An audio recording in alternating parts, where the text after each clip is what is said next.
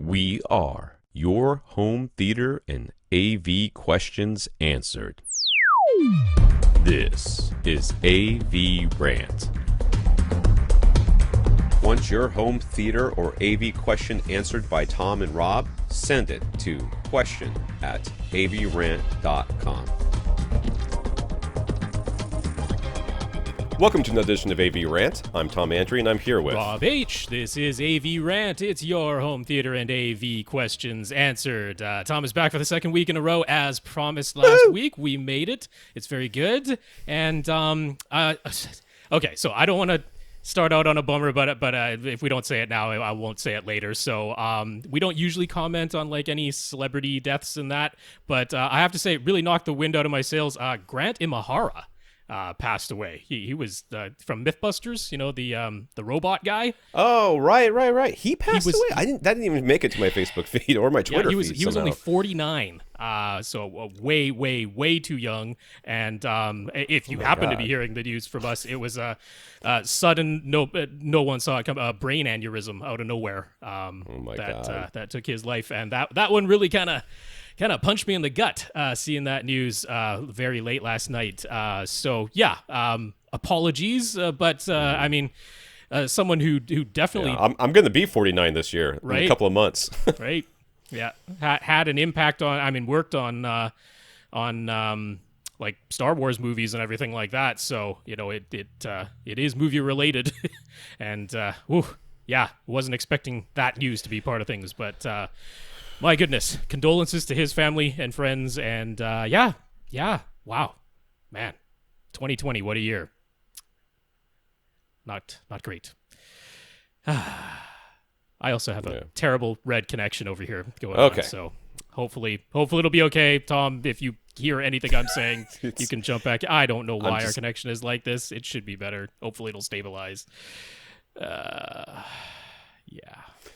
I'm just waiting for you to finish talking because I don't want to talk over the top of you anymore because I've been talking over the top of you because we're both trying to talk at the same time. All right, let's just get the podcast started. This is AVRant, the podcast that answers your home theater and AV questions. To get your questions answered, all you have to do is ask by emailing us at question@avrant.com. That is the primary and only guaranteed way to get your question onto the podcast. You can also reach out directly by leaving a comment at avrant.com. Go to facebook.com/AVRant podcast, where we will sometimes respond to you and sometimes not.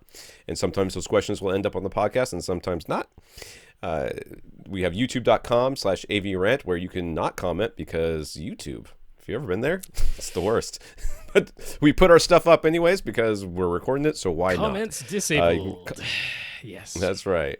You can contact Rob directly at rob@avrant.com. His Twitter is @firstreflect. I'm Tom @avrant.com. My Twitter is @avrant_Tom. Now, we want to thank our listeners of the week. To become a listener of the week, all you have to do is support the podcast in some way. One of the ways you can do that is going to avrant.com and click on the Buy Us a Cup of Coffee link. That sends you to a PayPal donation site, which you can use your credit card or your PayPal account to transfer money from you to us with a small processing fee taken by PayPal. So we want to thank our two people who did that this week. That was Jeremy and Joe. Thank you very much, Jeremy. Thank you very much, Joe. Yes, indeed. Thank you, Jeremy, Joe. Really appreciate the PayPal donations. Thank you so much.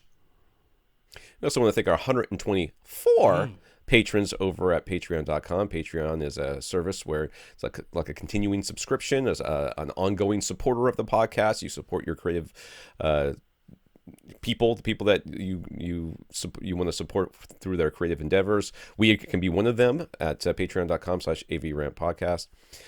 So we want to thank our 124 patrons. It's up from 121 last week. So thank you very much, everybody over at patreon.com. Yeah, super nice to see the number growing. Patreon.com/AVRant podcast. If you'd like to sign up, you can think of it as a voluntary subscription if you like. It's an automatic monthly donation, and huge thanks to our 124 patrons. Thank you. So if you can't support us financially, especially in these times, I completely understand. So please, if you do something that supports us in any way, just let us know and we will mention you on the podcast. So Ken talked his uncle into getting an SVS PB-1000 instead of a DefTech Supercube 2000. The Supercube uses a 7.5-inch woofer. They placed the order together, and Ken made sure to tell SVS it was because of us. So thank you very much, Ken. Yes, Ken, thank you very much. And your uncle should thank you. That is a recommendation with which we would agree. So that's very nice. We would. We also have some notes of gratitude for keeping the podcast going during the COVID pandemic. Those come from Efren, Michael, and Martin. So thank you, gentlemen. Yeah, it was very nice to hear from Efren. We've chatted with him multiple times over the years and hadn't heard from him in a little while. So very nice to see a very pleasant message come in from him. Michael and Martin, thank you very much for the messages that you sent as well. And huge thank you to everyone from us for keeping the podcast going by continuing to listen and sending in your questions. It's very much appreciated over here. Yep. Filling some air because Tom is waiting to hear that I'm back. I think he can hear it. Okay, there we go. When I went to Puerto Rico, so it was very nice. I don't know if you said that or not, but yeah, we're talking over the top of each other again. Dear. This is just going to be the best episode. Yeah. I'm sorry to all of our listeners. You can blame the interwebs. This is and this is something I did want to talk about. So my kids are not going back to school in person. I don't care what our stupid governor says, or anybody else in our government who thinks that, when we have as many cases as we have going on in Florida, that I'm going to send my kids back into the cesspool that is the public school system. So they will be staying home, which means during the times that I like to do this podcast, which is nice for me. They will all be home and probably doing streaming and everything else. So we will not be able to do this during the day. We will have to transfer back to nights, I think, once the school year starts up, which will be in a couple of weeks. Oh, right. That's you guys even start if I'm in my early. house That's still. Crazy, yeah. Yeah, we do. We start super early so that they can finish the semester before the Christmas break, right. which is fine. I kind of like that, but whatever.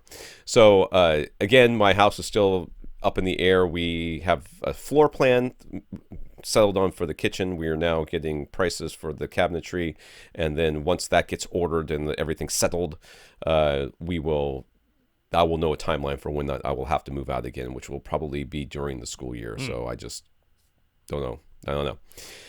All right, let's look at some news here. Logitech is killing the Harmony Express remote. This was the model with very few physical buttons that mostly relied on Amazon's voice assistant to control everything. That sounds like a terrible idea. I'm glad they're killing it. But it's not just a matter of no longer being able to buy it. In September, when they end support, all existing Harmony Express remotes will stop working. As a make good, you can request either a full refund of the purchase price or to have your Harmony Express replaced with the Harmony Elite.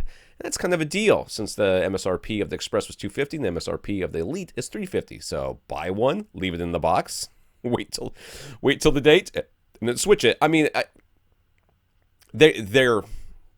I can't believe that nobody over at Harmony didn't say, or Logitech didn't say, hey, you realize that they're just gonna be able to buy it and then save $100, and I can't believe that no one said that. So they must know that people can do this. So that makes me kind of morally okay with telling you to do it. Well, I mean, when this news just came out, I actually tweeted out, I'm like, at the moment that the news came out, I don't know if it's the case by the time you hear this, but like Amazon still had some Expresses that they were selling for $150. So it was even more of a deal that you just snap up one for $150 and then trade it in immediately for they were selling the Elites for $300 instead of $350, but still quite a savings if you grabbed an Express for $150. So yeah, I mean, obviously it won't be around very much longer. They had very, very low stock of the Expresses. They haven't been manufacturing them for a while. So it's not like a ton of people can play the system that way. But anyway, if you happen to be someone who had an Express and you haven't heard this news yet, certainly get your refund or trade in, because it's not just a matter of, it's not going to get updates. It will be bricked because it had to be connected to the internet to work, and they are shutting that server down. Yeah, so I mean, I don't know how. I imagine that still works the same way that Logitech setup stuff works, though, right? They have their program, and you tell it, what devices you have and what activities you want and all those other things. So it should be a fairly easy matter of just going into that program and saying, I no longer have this remote, I have the Elite now, and then Bob's your uncle. It should be. Yeah, there is a transition thing, but of course the Elite has way more buttons to be programmed. Right. So there will be some change there. But regardless, a functioning and, in fact, more expensive remote certainly beats a completely non-functioning one. So, yeah.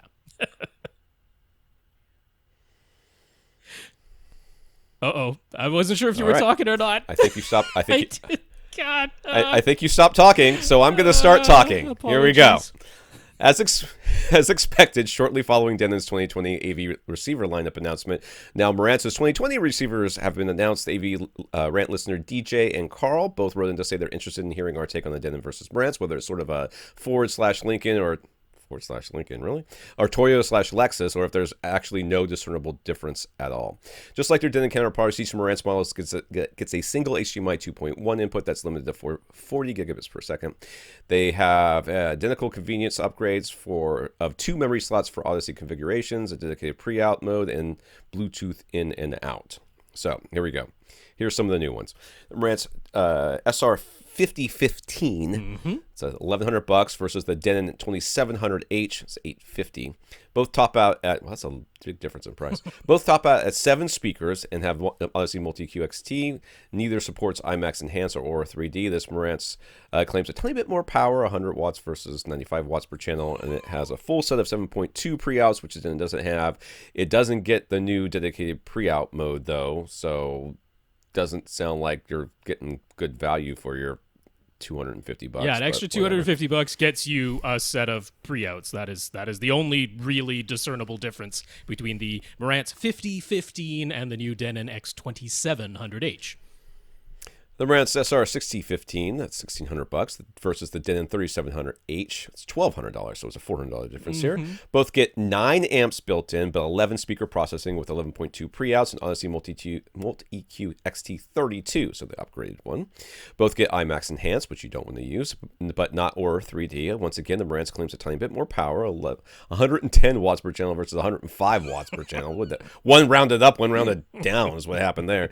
And this Marantz model gets a 7.1 analog inputs, which the Denon doesn't have, but the Denon gets a full front panel display. The Marantz only has the low port hole. So, again, for $400, you get fake more power and analog inputs. Analog inputs. That's really the discernible difference between the Marantz 6050 and X3700. We loved you so, but then you sucked. At the same time, though, the actual street price is very often not the MSRP. Right. So the actual difference in price you would pay is not necessarily as much as what's being listed here. Right. So the Marantz SR 7015 is $2,300 versus the Denon X4700H, $1,700, so $500 difference. Both add Aura 3D. Woohoo! Would I say 5? It's $600 difference. $600 difference. Sorry, my math. I don't math well. And other than cosmetics, the Marantz having 7.1 analog input and extra component video input, their specs are identical. A component video, that's worth $600. Right, I mean, hey, the previous price difference was $400. Now the price difference is $600, but they did give you an additional component video input. What everyone has been clamoring for the past 20 years. Never. Marantz SR 8015 is $3,200 versus the Denon X6700H, $2,500. So $700 difference for the flagship. Both move up to 11 amps built in and 13 speaker processing for your choice of 7.2.6 or 9.2.4 configuration. Both will supposedly get DTS-X Pro via firmware update. Don't hold your breath, I guess, on that one. Well, it's DTS, so, Right. Well, yeah, maybe it's not so much. Who's the group that owns them these days? It's not. It's like Razer. Razer owns. No, that's THX. Razer owns THX, not DTS. No, I'm talking about Denon and Marantz. Who owns them? Oh, Sound United. It's Sound United, right? Sound United. So don't blame Sound United if they don't get the updates. No, it's DTS all the DTS side if there's a delay, and there will be. So power specs are identical, but the Marantz gets a toroidal transformer. I said it right. And the Denon's instead of the Denon's EI, that's an I, right? Not a lowercase L. EI. Okay. EI transformer, and the Marantz gets 7.1 analog inputs and 1 extra component video input. I could care less about that transformer. I'm sure it's technically better on some level, or at least heavier. Yes, objectively, as a linear power supply, the toroidal power supply, I mean, assuming it's similar to how it was with the previous models when it was flagship versus flagship, is a little bit lower noise. Of all the things, I mean, we were asked there by a couple of listeners if there's any, discernible differences. Well, objectively, you can measure a difference in noise from the change in power supply. That might be the only one. I mean, obviously, if you actually have a genuine need of a 7.1 analog input, well, that makes the decision for you, doesn't it? None of the Denons have a 7.1 analog input. I don't know how many people are still using that, but there could be an objective reason why you would need it. But no, in this instance, in previous years, Denon and Marantz almost had like a TikTok type of thing with the way the models went. Where they sort of shared a same base platform, but the Marantz model always got like some little extra feature. It was kind of a little TikTok up the lineup. But this year, they're virtual parity, except for that 7.1 analog input, really. So I'll be going Denon all year long this year, assuming that the actual street price is lower on the Denons, which it typically is. Yeah, and that's fine. I mean, what that does for most of you who are listening to this saying, what? Which is also us, by the way. But what they're doing is they make that more attractive to the custom installers, the professional, the people who have got the people who are asking for a home theater to be built around, whatever gear they have or want.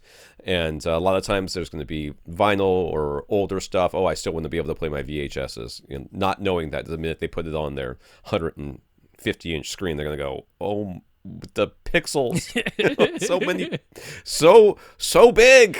Nothing looks better I can't than sit far enough away from this. Upscaling. Speaking of pixels, I started watching Buffy the Vampire Slayer with my middle son because he's into that sort of stuff and he's really liking it. But boy, does it look bad on Netflix or Hulu or whatever we're watching it on.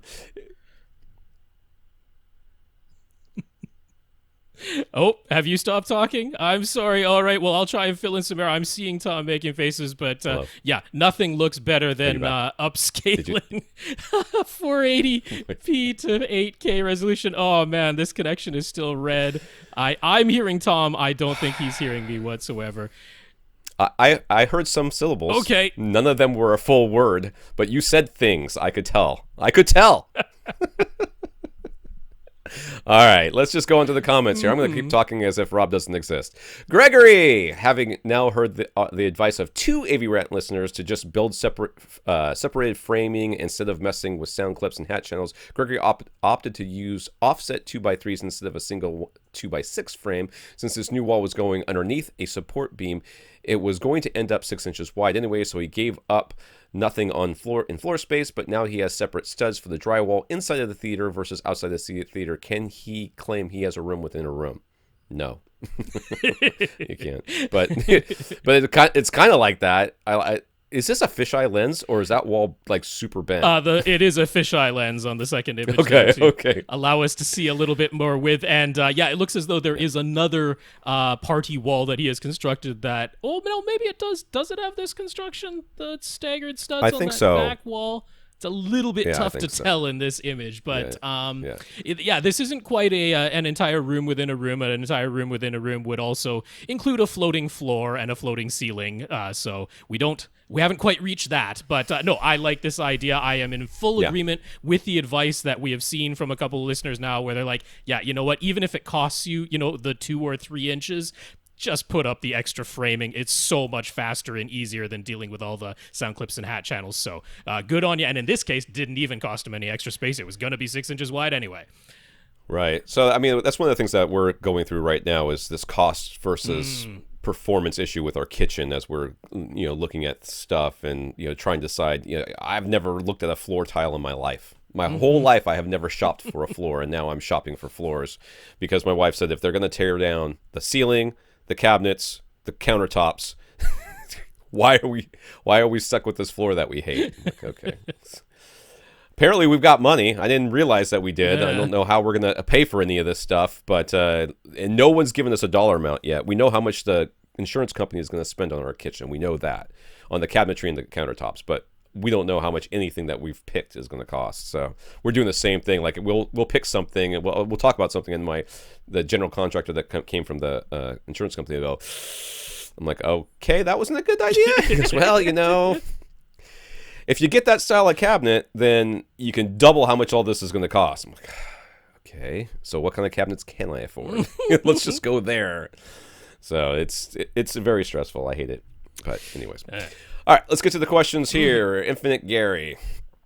Gary has his multiple different rooms with different speaker setups and a whole bunch of different subwoofers, and he's moved around and tried it in different combinations. How would he know if what he is hearing in any given room with any given combination of gear is the correct presentation? The same movie or music can sound different from room to room or setup to setup. There's no question about that. And he doesn't necessarily go through a full room correction calibration every time when he just wants to try a quick comparison. Would doing so ensure a correct presentation in any given room, or is there more to it? Go through it. Yes, you should. If you're going to compare, you have to do a room correction and calibration of some sort. At least I mean, you gotta at least do like the minimum of making sure your subwoofers are placed properly, your speakers are placed properly. You check toe in for proper imaging and that sort of thing, and then at least run Odyssey, and then you'll have at least sort of an apples to apples. But then if you've got one room that's well treated and one room that's not, it's going to sound different for sure. On my end, Tom has stopped talking, so hopefully I'm not talking over him as we go on here. The issue is definitely on my end, and it is OBS that's giving me the error messages, so I'm not exactly sure what's going on there, but going to try and truck on here. Okay, yeah, I just lost Tom entirely there, so whoops-a-daisy. Tom, I can hear you now. You can hear me? Okay. Good grief. I read the question and then I said some things. Yeah, I heard most of what you said there, and I tried to start talking when I heard you stop. But in any case, it is on my end. It's not on your end. It's OBS that's doing the issues. So, fun times. But anyway, I'll try to truck on here while Tom is just a Skype logo. Whoa. Okay. I don't know if that sound is even coming through on my end. This is one of the worst connections that I've ever had here. Okay, you know what? I'm going to hang up my Skype call on Tom and try to call him back in just a second here. While I do that, I'll go on to say that getting what we would call like a correct presentation is not necessarily difficult, but it can be tedious. Let's see if anything is coming back of Tom here. Yep. Okay. Yeah, you're back on my end too. So very much apologize for that, folks. Very janky technical, and it's all on my end. So I do apologize. I think next week we try Zoom. I think next week we just try Zoom. It's OBS that's giving me the issues. It's not even Skype. Is it really? Okay.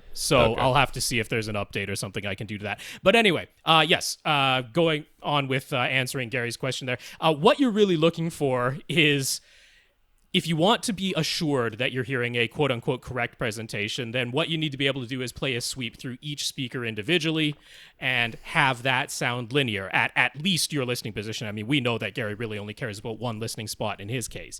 So at least he's not having to listen in all three positions. If you get linear response in just your primary listening spot for Gary, that's good enough. But that's really the way that you would be assured that you're hearing as close to like for like. There are still differences that can happen in the timing. The timing isn't necessarily going to be the same. The transient response or the reverberation and decay time from room to room is still going to be different. But at least if the frequency response sounds linear from each individual speaker, as well as crossing over into your subwoofer and remaining sounding linear, then that is a quote-unquote correct presentation, as correct as you can get for that room and what the timing of the reverberation and decay will allow in that given room. That's about it. But yeah, it would be the tedium of listening to a sweep from each speaker individually. Yeah, I think that in many ways we take the joy out of audio. Yep. For many people, because I think that there's like within the audiophile community, there's a great amount of joy to be taken by listening to different gear and experiencing the same material in different ways, and somehow, by it's sort of like cooking. By adding different things, you can kind of change how the entire dish comes out. I believe that audiophiles take a great amount of pleasure in experiencing their system, and then going to another person's house and experiencing their system and having it be a completely different thing. And and then deciding whether or not they want theirs to sound more like that person's or whatever. And we just poop all over that, and we're like, nope, we're going for linear. We want it to sound exactly the way it's supposed to sound and nothing else. So therefore, if I go into Rob's home theater, I expect it to sound very similar to my theater. I mean, there may be some differences in the performance. It's smaller. It's a smaller room. It is different speakers. That it's not going to be exactly the same, but it's probably going to be more similar than different. And you know what? As I've mentioned before, particularly with Gary, I have no problem with someone who says, I want to be able to plug this in, not spend a tremendous amount of time and tedium on setup, and just hear what it sounds like basically out of the box and plugged in and play. I just want to hear those differences, the default setting, how do these things differ, and go with the one that I prefer straight out of the box. I'm like, I don't really have a problem with that. You're totally allowed to do that as a consumer. But if you're doing what Gary's doing, which is moving things around and trying to compare them and being concerned about, is this set up optimally? Well, then you got to go through the tedium. That's the only way I know how. Right. All right, Tate.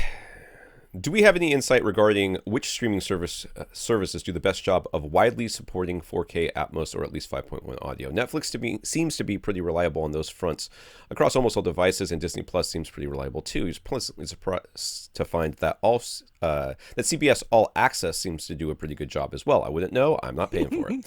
But other services seem to be hit or miss. Hulu has some content in 4K and 5.1, but then certain shows you would expect to be in those formats aren't. YouTube TV seems to be only in 1080p, and they don't say anywhere that if they support 5.1 audio or not. I think they used to, and they don't anymore.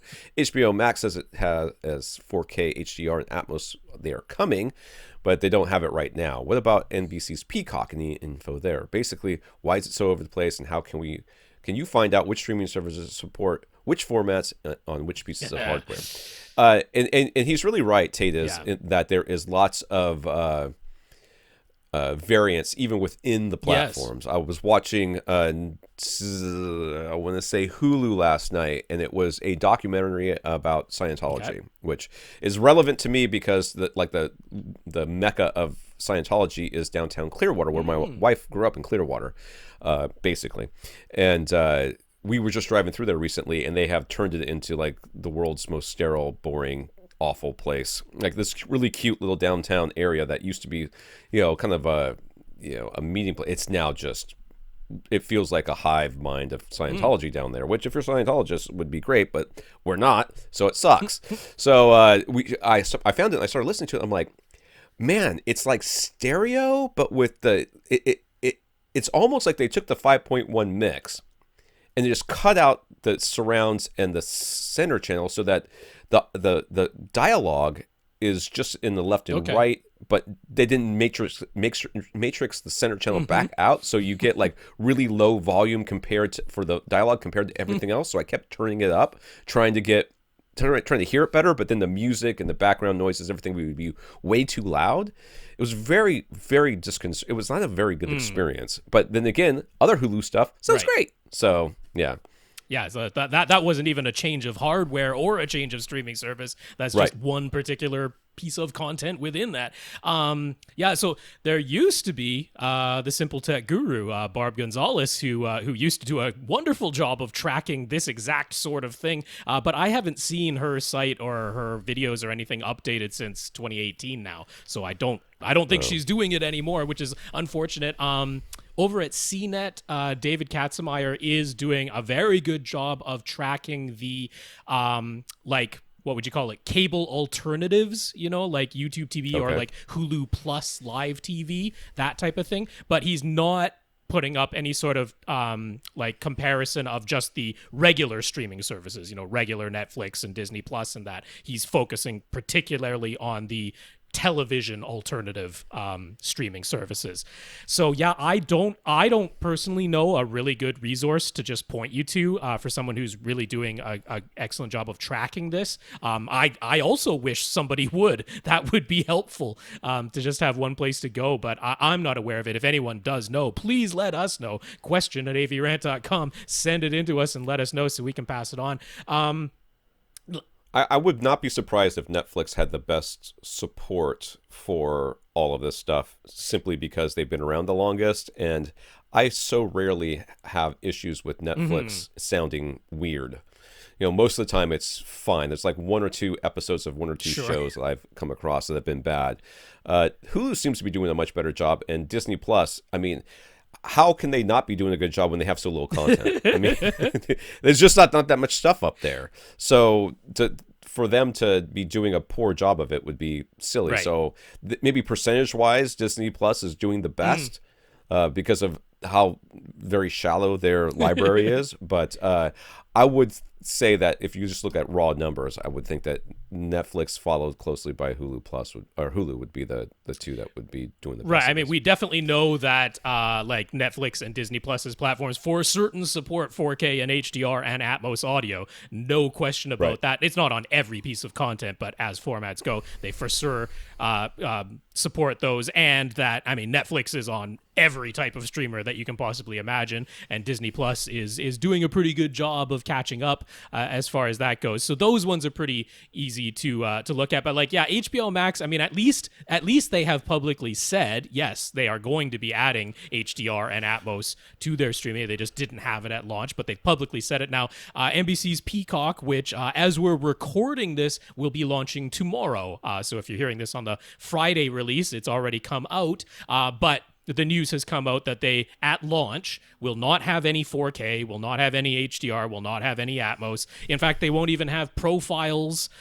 They won't have the ability to download any episodes on day one when that comes out. So there's a lot of features that have been missing, but they haven't publicly said that, yeah, for sure 4K, HDR, and Atmos are coming soon or even at all. It's assumed that they will be at some point because it's just kind of the table stakes that every other streaming service is going for now, but no guarantees of it exactly because they haven't committed to it. And then getting into the issue of hardware to hardware, because there are differences where, the service we know is capable of providing this to certain pieces of hardware, but not every piece of hardware. I mean, that is they have to update all their apps. Yeah. I mean, it's one of those things where people want to say, how come they can't just do 4K? How come they can't just do 4K? Whenever you say the word just, you're almost always either wrong, talking out of your butt, or both, because it is just is almost never the case. So when I'm talking in the kitchen, why can't I just have this? And they're like, yeah, you don't understand what you're asking for. I'm like, you are absolutely right, I do not. And then so I mean, the number of apps they have to update in order to get 4K HDR Atmos on your particular streaming platform of choice. I mean, just think about the hardware differences, the workarounds they have to do. I mean, the amount of programming hours it takes to get all this stuff done per device. And you're looking at what, like 4 or 5 different Rokus, 3 versions of the Xbox that are out there, or even more, I think. It's just insane. And then plus all the TV apps that are available for each manufacturer. And different versions from year to year, which the television manufacturers have not done a good job of updating previous years to the current year's platform of their built-in streaming OS. So yeah, there's a tremendous... It's mind-boggling how many apps they have to deal with. They're like, what gives us the most coverage? Pretty much. And it's not Roku. Well, but it might be now that TCL has them in there, but wow, just I would be hitting Xbox, I would be hitting PlayStations, I would be hitting the built-in apps on the newest Samsungs and Sony TVs, and That's the Android TV platform, which at least hits a few separate devices. But yeah, I mean, like Roku should be, statistically, they still are the most purchased external piece of hardware that is dedicated to streaming. It is still Roku, but Roku has this whole licensing thing where they actually charge the content providers to put their content onto a Roku.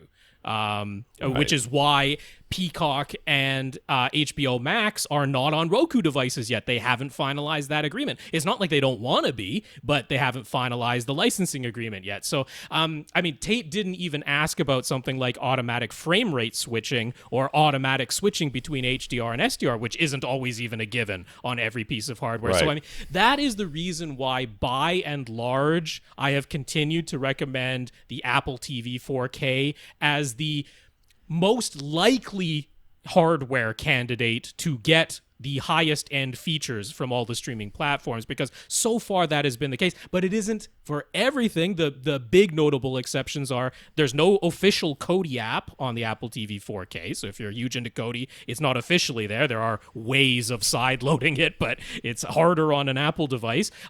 They aren't the best Plex player, and they certainly aren't the best YouTube player. So those are three major things that you might want that the Apple TV 4K is definitely not the best at. But for the majority of the actual streaming services, they do tend to get the best that is available. So to me, that's still the safest choice that's out there. But then supposedly there's a new updated Apple TV 4K hardware that should be launching in the not too distant future. And who knows how well the existing one right now will continue to be supported.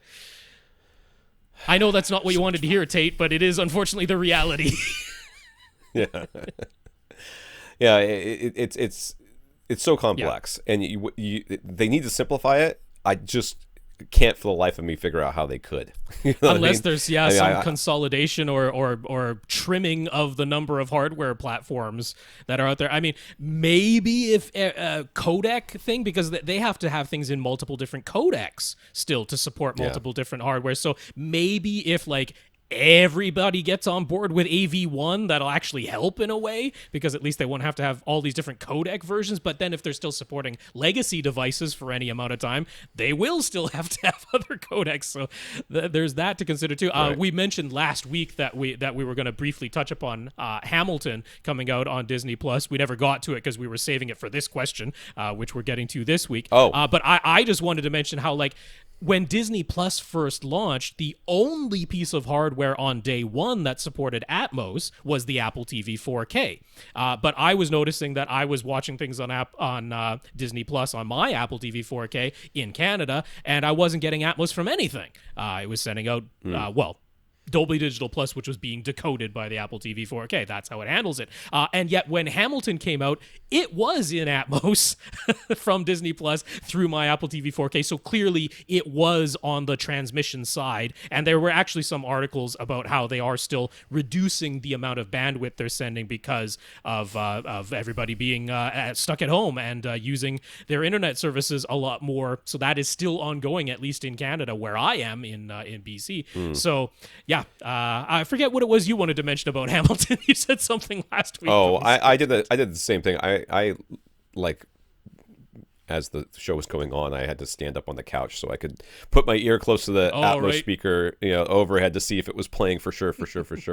I mean, it was a pretty good.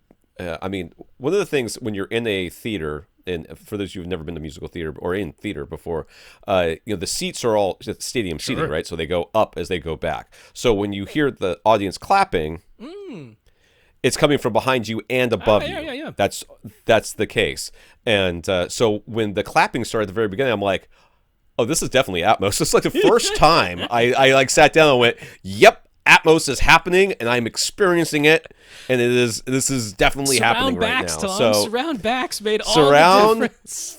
Backs made all the difference, Rob. I can't believe I haven't been recommending them more strongly, because clearly, when you want to hear people clapping from behind you and above you, surround backs are absolutely imperative for Hamilton. Vital speakers. So yes, it went pretty. It was a very, very good. We've watched it. The thing is it's very long. It's 2 hours and 40 minutes, and my wife made it through about 2/3 of it before she had to go to bed because Sure. she had to work the next day, and so she's like, "Oh, we need to watch the second half again." I'm like, but she doesn't want to sit there for another hour and 20 minutes or hour. Well, the good news is being on Disney Plus, it's not like you bought Broadway tickets at hundreds of dollars per seat. Yeah. You absolutely can watch it at a later time in little snippets if you choose. Yes. RD is looking for a 27-inch TV for his workshop. Space is tight, so it needs to have a very thin bezel, and it needs to be bright and able to connect to an Apple TV 4K. I think that's every 27-inch TV these days. Shouldn't be a problem there. He'll be using Sonos speakers connected to an app via AirPlay, so he's not worried about built-in speakers, and gaming is not a concern. The max budget is about $400. Any suggestions? Nope.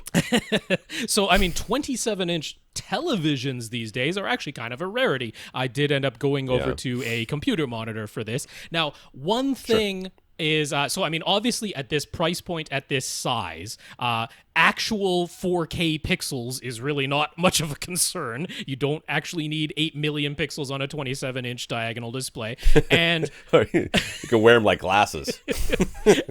Just like right here. And HDR performance is not going to be the pinnacle of performance at a $400 27-inch monitor. But what was important to me was finding something that had compatibility with those signals at the very least, because that was something he mentioned that he wanted. He was saying he was looking at sort of like the least expensive 4K displays that he could find. But there is something kind of important, which is that not every display that is even 4K resolution necessarily had HDMI 2.0 inputs with HDCP 2.2. The copy protection side of it, which he needs those things for an Apple TV 4K. He's not connecting this to a PC. He's connecting it to a regular streaming device that's expecting a television. So to me, compatibility was the important thing. So I did find Dell's S27 as the size, 19DM. It is under their ultra slim or ultra thin series, so it does have exceedingly trim bezels and even a very slim little stand that's going to stand on, so it takes up very little space. But importantly, 2 full bandwidth HDMI 2.0 inputs with HDCP 2.2, and those are in fact the only inputs on this, so this really is more similar to a television than a computer monitor, if I'm being honest. Now, it's 1440p resolution. It's not 2160p resolution, but like I say, I'm not worried about the pixel count, and it for sure does accept a full 4K resolution signal as an input, and it's even Display HDR 400 certified, which, as I've been mentioning, if you're looking at the Display HDR specifications, you really want Display HDR 600 or above to actually get the HDR performance, but in terms of compatibility, 400 is enough, and that's what this has, all for $385 right now. So yeah, can't do better than that, I don't think. Sounds good. Freddy has a Marantz SR7010 receiver and the monolith monoprice 5-channel amp. They work perfectly fine together, but when he turned on his PC, he got an obvious ground loop hum. And if you've ever heard of ground loop hum, you would know obvious was, well, implied. Because it's it's already there. You can't miss it. And nobody says, I think I have a ground loop. They're like, oh my God, something's wrong. What is it? And we say, it's a ground loop. And if you know what it sounds like, then yes, it becomes very easy to identify exactly what it is you're hearing. It is a 60 hertz hum, by the way. That is what a ground loop would be, at least in North America, where our power. I was going to say, in Europe, it's going to be 50 hertz. So there you go. He got an inexpensive InstallGear ground loop isolator amp noise filter, which just has stereo RCA imp connections. It wasn't clear from his email whether he plugged it in between his PC and the Marantz or between his Marantz and this monolith amp, but regardless, he says it worked and fixed the ground loop hum. I'm almost certain he put it between his Marantz and his monolith. Well, his PC would have been connected via HDMI or something. Well, right? no, well, that's why I was a little bit like he was saying, with his other sources, the Marantz and the monolith work fine. It's when he turns on his PC. So by deduction, it must have been that he's using just an analog stereo connection between his PC and the Marantz, and putting in this little ground loop isolator prevented the ground loop from happening. Yeah. So I think that must be where the connection is being made. Yeah, we'll see. But now he wants to know if a power conditioner would make a difference and further improve his power. More power. The service coming into his house is a 200 amp panel, if that matters. I don't think it does. If more than likely, what's happening here is you have your computer plugged into a different outlet than all the rest of the stuff. So you could have skipped the ground loop isolator and just plugged your computer into wherever everything else is plugged into, and it should have fixed the problem right there. That should have done it. If not, then you have a bigger problem. It's not it shouldn't be a ground loop at that point. But since you have plugged this in somehow and it has worked, then and you've already bought it, I guess you could stick with what you've got. I don't see any reason why a power conditioner. I mean, if you don't have a surge protection system on all your gear, then you need to.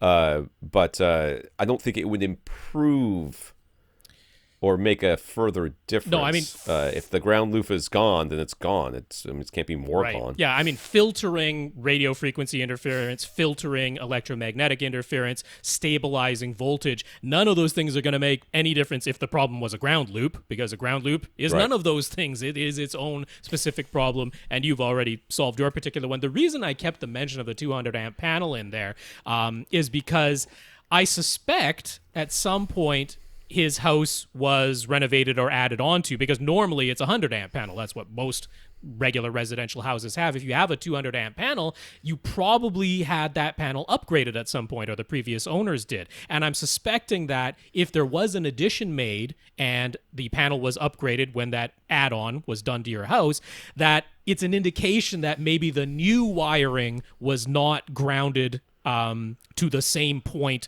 as the original wiring. And that could be the reason why you now have a ground loop, that whatever your outlet you're plugging your PC into is on the new wiring, or maybe the old wiring, and your home theater gear is plugged into the opposite. And that's why there's a difference in ground loop potential. Again, that's some deduction going on, but all the pieces are there. Because I was like, why?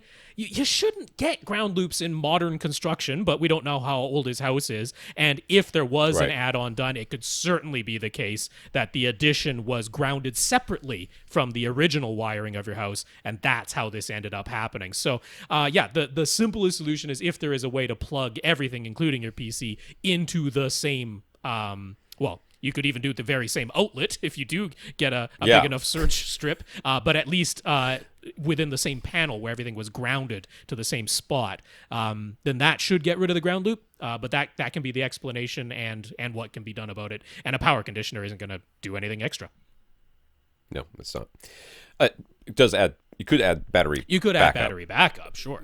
Which would do something. But if you're expecting to get a power conditioner and suddenly everything sounds clear, it's not the way things work. I suppose to be complete in our answer, there are the types of battery backups that you are always running off the battery. They are the full inline, constant active style of battery backup, where you are never actually drawing the power directly from the wall outlet. It's just constantly charging the battery, and you're always running off the battery forever and ever. Those are way more expensive. They're also exceedingly noisy, because in order to have the type of battery that can supply that power on a continuous basis, it's not just a regular, lithium ion or even lead acid battery that's going on there. It's like a generator type battery. But those do exist, but I don't think that's the sort of thing he was asking about. But for the sake of completeness, I'll mention it does exist. Earl, last week Rob mentioned there were 3 movies with soundtracks specifically mixed to make use of front wides. What are those 3 movies? So Rob? They were the 3 that ever came out, DTS Neo X Blu-rays, which were Dread, The Expendables 2, and Step Up Revolution. And yes, I most definitely own all 3 of those Blu-rays, because I got into Neo X when it came out, and those were the 3 and only 3 that were ever put into that format. I own Dread. I will say that. I own Dread, and I enjoy Dread. I watch Dread on the regular. Right. I haven't, and oftentimes I'm sitting there at, during the day thinking I should watch Dredd tonight, and then I end up watching something else. But I don't say that about very many movies. I very much enjoy Dredd, and that is the Karl Urban version, not the Sylvester Stallone Judge Dredd. No, it's the newer Karl Urban Dredd. But yeah, DTS has moved on to DTS X. They aren't putting anything out in Neo X anymore, and they never will. So yeah, those were the three. So Earle already had dual SVS SB16 Ultra subwoofers placed in diagonally opposite corners. He bought 2 more, so now he has 4 of them. But instead of putting 1 sub in each corner, he tried stacking the new subs on top of the existing subs. He already level matched the existing subs, so he set the new stacked subs to the exact same volume levels, and he did not rerun room correction. With things set up that way, he said he's getting a lot more slam and tons of tactile sensation. To his understanding, by doubling his subs, he should now have a 6 dB more subwoofer output, correct? But when he reruns room correction, will it still be 6 dB louder, or will it go back to sounding and feeling just like it did before? Is being only 6 dB louder really enough to change the bass sensation this much? The answer is yes to all the things you just said. So you stacked them. Yep. So you basically if you had turned up the volume on your subwoofer dials or inside your receiver up by 6 dB, or depending on if they're in the corners, it might be as much as 9 dB up. You would have had, and I'm sure those, unless your room is massive, you probably could have done that without buying 2 more subwoofers and still had the headroom and still had the same impact. So yes, you could have achieved the same effect by just turning up the subwoofer dial. And if you rerun Odyssey, it will lower the subwoofer volume, because you have stacked subs there, and it is now officially too loud. Or it will first get you to turn down the volumes on the subs themselves so that it doesn't have to knock the trim level down by 6 dB. But yes, to explain to people how the adding up of more decibels as you add more subs, or how you position your subs, just because that's a worthwhile piece of information to have. So you'll see the measurements that are done, and they'll describe how that's done outside, with no walls around, no ceiling, and a ground plane measurement is how subs are typically measured these days. So as soon as you bring it into a room where you have a ceiling, if you say, stuck it sort of in the middle of your room, you would get from that subwoofer 3 decibels more output than the ground plane measurement. As you put that subwoofer next to a wall, you'll get another 3 decibels, so that's plus 6 at this point compared to the outside measurement. And if you put it into a corner where you've got wall, floor, and there's a ceiling to the room, you'd have another 3, so plus 9 compared to the measurement that was done outdoors. Now, if you put a second sub across the room from the first sub, you'll probably get another 3 decibels in the total output level. Whereas if you stacked the second sub on top of the first one, you'd get an additional 6 decibels. So his is a little bit confusing because he already had 2 subs that were across the room from each other. Then he got 2 more subs that got stacked on top of the first 2 subs. But you have to remember that that's the same as just doubling up what he already had. So it's plus 6 in his case. He's got that correct. But mathematically, that's what he should have, is plus 6. Now, Earle was saying this is what he did because if he does put the 4 subs in 4 different locations, that's a much more complicated setup procedure that you have to get. If your room is not a perfect rectangle, and Earle's very well might not be, well, you probably want to use the multi-sub optimizer software because there is no way to do it manually by trial and error. There's just no way you're ever going to nail that down. So you're going to want to use the multi-sub optimizer software, and Earle might be doing that. So he was saying, just to get a taste of what these can do, what he can do right away is stack them and just see what they do. So totally fine with that, and the 4 subs are not necessarily a waste. It wasn't just a matter where he could have turned the volume dials up or increased the trim levels. But yeah, if you reran Odyssey, even with the volumes where they are, it would have just turned your trim levels down 6 dB, and it would have sounded and felt the way it did before. But if what you're going for is a more even response across your room, you are going to have to unstack these things and put them in different places, because if the reason for buying extra subwoofers was to get more even response through all your seats, and then yes, you will have to put them in the 4 corners, and then like Rob says, it's a more complicated thing. But by stacking them, essentially you are just turning the volume up. I don't think that pretty much. Yeah. And Yeah, if you're wondering, really like, is 6 dB enough? It doesn't seem like that big a number. That is 4 times the power. Every 3 decibels is twice as much power as what you had before. So 4 times the power for 6 dB more. Yeah, you can notice that. More power, he says.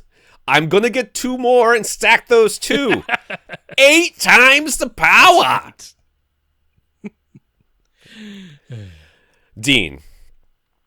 Dean and his whole family are very happy with their new Samsung Q70 TV, Yamaha RXV685 receiver, and Harmony Elite remote, but there is one lingering problem. For their Roku Ultra and Xbox One, everything is working perfectly, but for his cable box, he is not getting audio. That is a problem. His particular cable company only offers this Evolution brand box, so he can't swap it out for a different model. Its only output is HDMI port, and he can't use optical or digital coax or even analog RCA. It says it decodes MPEG 2 and MPEG 4, but its highest resolution output is 1080i or 720p, and its HDCP version is all the way back at 1.2.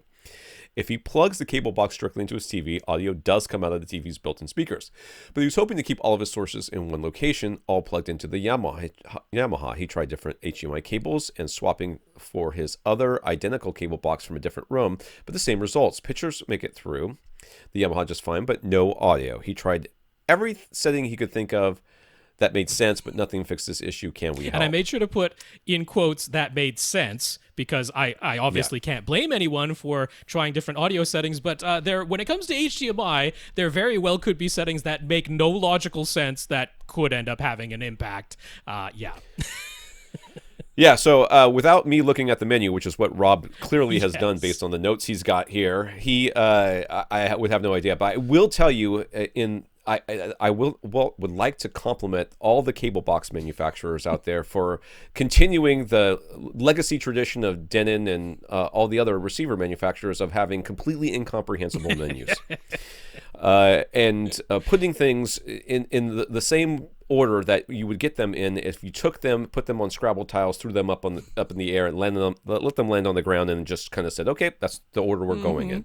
So thank you to all the cable box manufacturers for reminding us of times long past, so that we can all be nostalgic for the time when Denon's menus were nothing but text and would not come up on the screen at all, and you could find video settings in any possible menu. Which, by the way, is much improved today. So that is how things used to be. That's why I said it was legacy. Right. I said it was legacy. but yeah, so I mean, I want to start with what is the simplest and pretty much surefire way of at least getting this functioning, which is to sadly forego the vision you had in mind of having all your sources together and everything plugged into the receiver first, which I don't blame you. That's how I'd want to do things too. But since you know that audio is coming out of that cable box, if you plug it directly into your TV, you do have the option of doing exactly that. You plug the cable box into the TV and then actually not even using ARC, because if this is still somehow some kind of weird HDMI problem and even ARC doesn't work, there is an optical audio output on the back of your Samsung,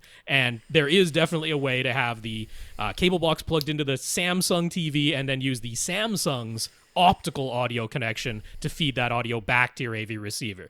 So that is pretty much the surefire way of getting this to work. If nothing else, I suggest works. But I'm going to say that if you go in, because I mean, he's like, there are no audio settings for this cable box because there is only one HDMI port. There's nothing else to be configured. That's where the signal has to come out of.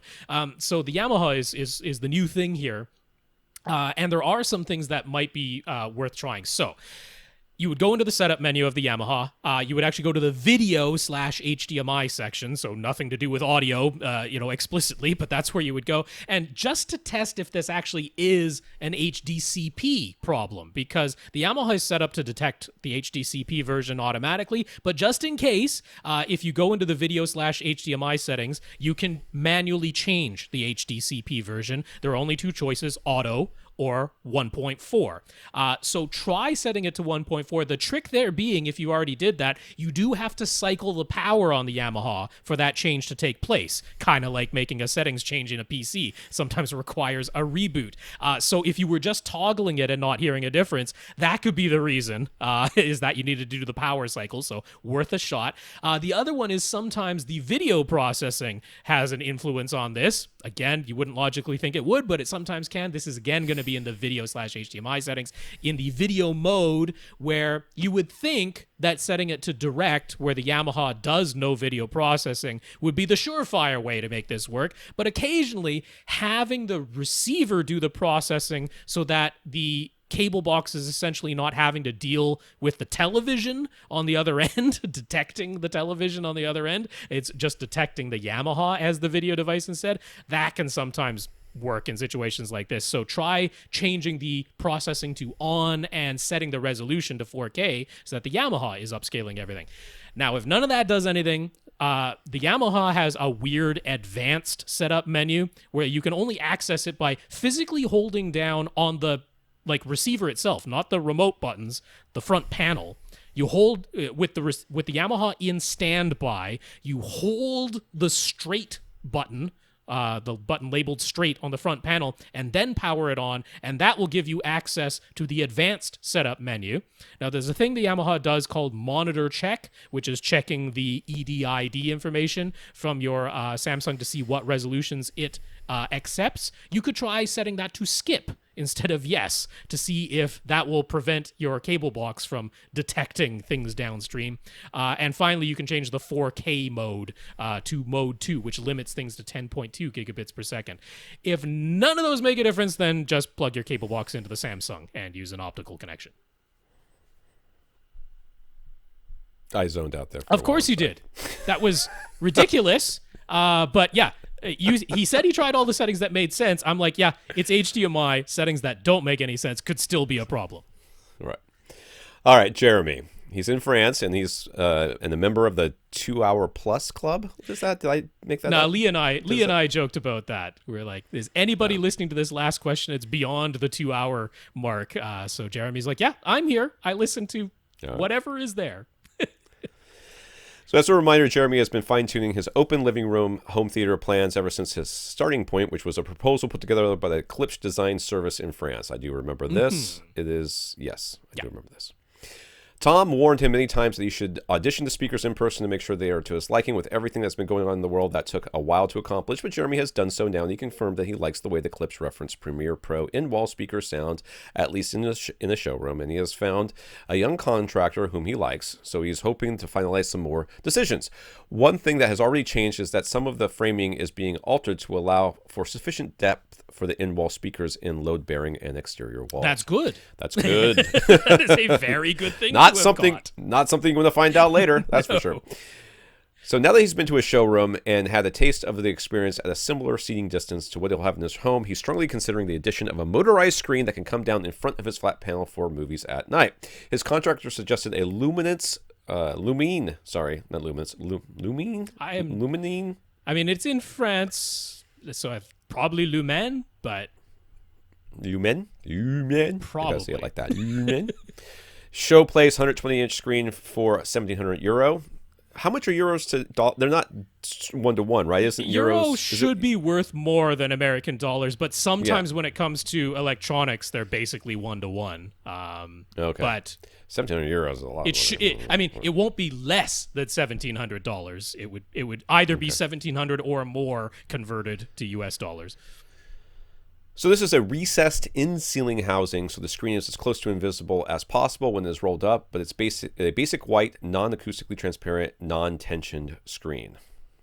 Well, I was okay with the first two. I am less okay with the last one.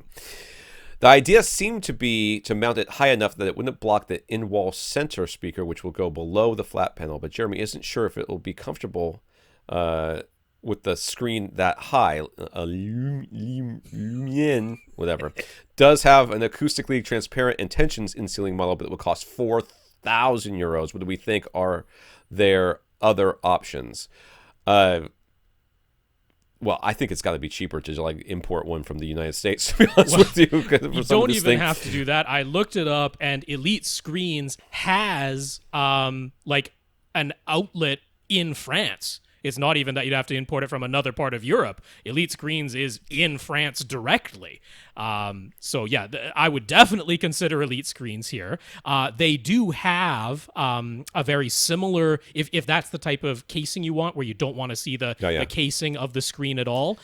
They do have that. They call it their Evidence B series, is the completely recessed housing. And they do have options for acoustically transparent. I would highly recommend, if you do, it is called Acoustic Pro UHD. That is if you want to go acoustically transparent, that is the only fabric out of Elite's lineup that I would recommend. It's not my absolute favorite acoustically transparent fabric in the entire world, but it is still pretty darn good, and I really have no problem with it, and the cost is certainly lower than this. So yeah, the question of acoustically transparent or not, what you really want to look at is you already know the seats that you have, so you already know your approximate head height. Do consider if, I don't know if his seats recline at all or if he sort of leans back at all, but consider your resting eye line, because your resting eye line isn't necessarily level with the ground. It might be at a little upward angle. That's pretty common. But consider your resting eye line wherever that lands on your front wall, and what you would basically want is for that to be 1/3 of the screen's height from the bottom of the screen. So like 2/3 of the screen's height would be above wherever your resting eye line hits on your front wall. That's about as high as I would want to put a screen. I wouldn't want to put it much, much higher than that.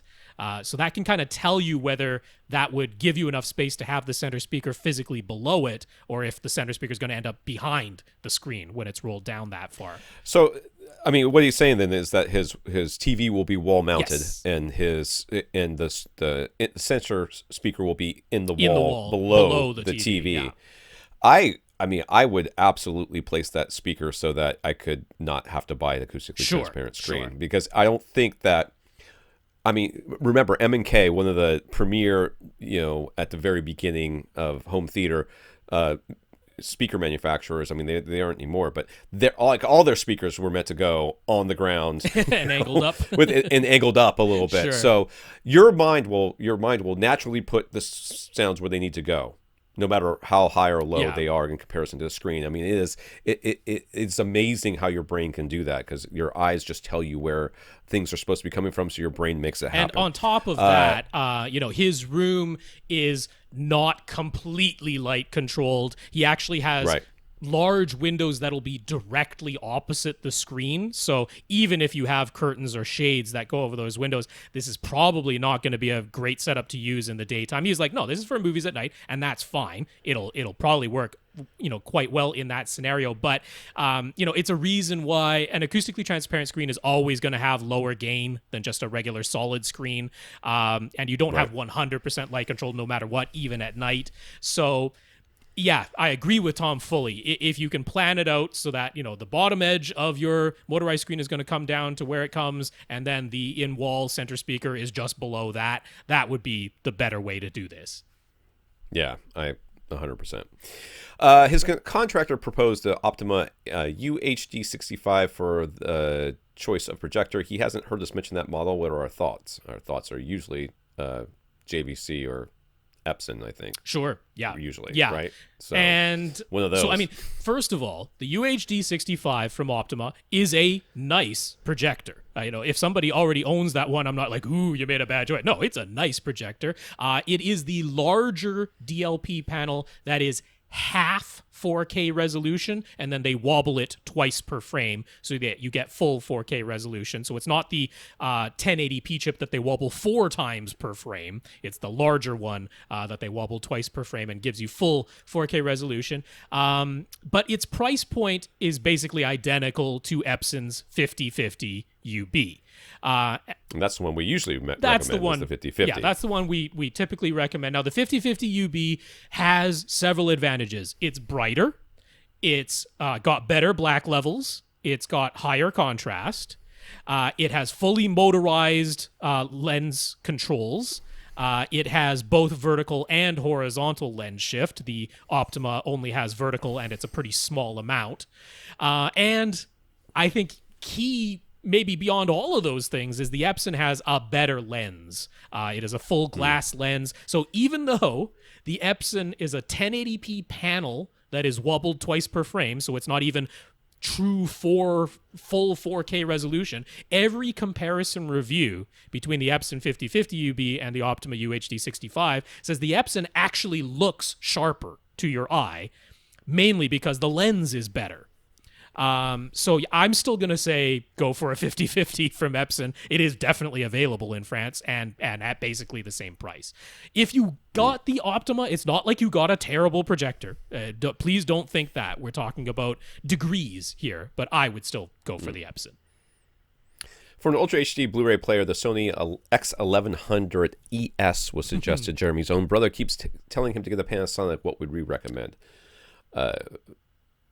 Well, I mean, usually we recommend the Panasonics, and there's the one over in Europe that we can't get here that's supposed to be the one that we really like, right? Well, the 450 actually wouldn't be what I would get for a projector.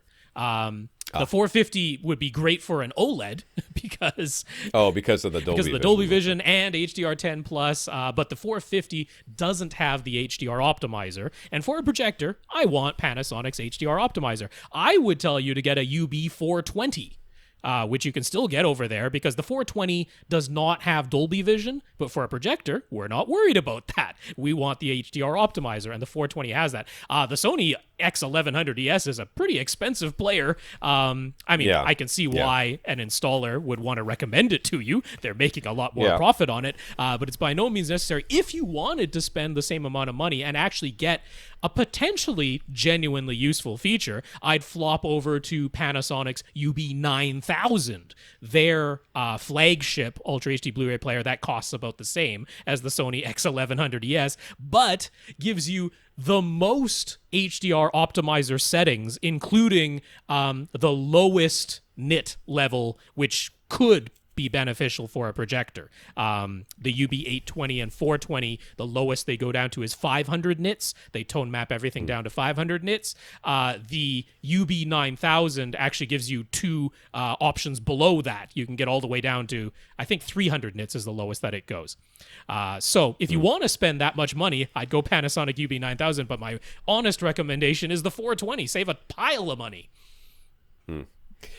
We initially said we'd have no problem with him getting clipped subwoofers, and that for a room his size, a pair of their 15-inch models positioned as end tables would not be out of place. Jeremy decided that just wasn't the physical size and look he wanted to go for. So he's keen to go with SVS for subs, but the pricing is such that a pair of SB-2000 Pro is what he had in mind. His contractor has now said that a pair of SB-1000s would be fine. What are our thoughts? Our thoughts are that your contractor is very strange. Because this room is fairly massive, and there is no the 2000s aren't going to pressurize it for sure. I don't think. I mean, unless I'm reading this wrong. SB-2000 Pros, they're not going to like fully pressurize down at 20 hertz, but the 1000s are definitely SB-1000s. Man, that guy's lost his mind. This is a person who doesn't understand bass at all. I don't think. And it's clearly, when you're saying you want to spend more money, he must not be getting any commission from SVS or something, and that's why he doesn't care and just wants to get you the cheapest, smallest thing. I would certainly take the amount you'll save on the Sony Ultra HD Blu-ray player flagship by getting the Panasonic 420 for like €1,500 less. I would certainly take that money and put it towards the subwoofers you had in mind of the SB-2000 Pro. I mean, like we've been saying, we would get you even larger, higher output subs, but we completely understand that, yes, there is a physical size that comes along with that you don't want to deal with. We have no beef with that whatsoever. And all things considered, the SB-2000 Pro is a very nice compromise, a pair of them. That is the way to go. Don't do SB-1000s in this room size. No. Timothy built himself some DIY towers using the concentric drivers from a pair of KEF LS50 speakers plus an SB Acoustics Satori 9.5-inch bass driver in each tower. The concentric driver is at the very top. There's a driver at the bottom, just above a front-facing port. And big cabinets. He has some big cabinets. Big cabinets, yes. The concentric driver looks very small there. I was like, I thought it was just a tweeter at first, and then he said it was concentric driver. I'm like, oh, that's a big box. Not even technically like a mid-range, because the LS50 just has the 2 drivers. So this is a mid-woofer that is concentric with the tweeter. Yeah. He has some detail painting left to finish, but he wanted to get them hooked up for a listen as quickly as possible. So, all right, here he goes. Timothy had written to us before about his wide-open basement room, which is open to the upstairs too via the stairway. He had asked whether pairing an SVS PB-1000 Ultra with his existing PC-13 Ultra would be of any benefit, or if the extra headroom would just go to waste. When he measured his new speakers, he discovered that he must have lucked out in their terms of placement. All by themselves, they played nearly as low as his PC-13 Ultra, which is positioned behind his couch, and actually have slightly flatter frequency response graph prior to EQ. He found the negative 6 dB point of the new towers to be 17.5 hertz in his main seat, while his PC-13 Ultras was negative 6 at 16.5 hertz. All below where you can hear anyways, but let's go on. So considering all of that, does he have a situation where he should actually set his front towers to large, or should he still set them to small with an 80 hertz crossover? I 100% believe that no matter what we say, he's going to set these things to large. So there's no force on earth that's going to cause this man not to set them to large. So, sir, go with God. But set them to large, sell your subwoofer, and be pleased with your purchase. But the issue is raw output. That's the issue. I have no doubt. This can absolutely be the case. When you're measuring in one location, you can absolutely sometimes luck out where the sound from your front, left, and right speakers is ridiculously linear. Sometimes it happens. Great. Wonderful. There's very little for your EQ to do at that point. But you're measuring a test sweep, which is playing at 75 decibels, and he was considering getting an even bigger sub than a PC-13 Ultra because his space is completely wide open to 2 floors in the entire basement. Right. So the issue isn't the extension of these speakers. The extension seems perfectly fine. It's not the linearity, at least at 75 or perhaps even 85 decibels.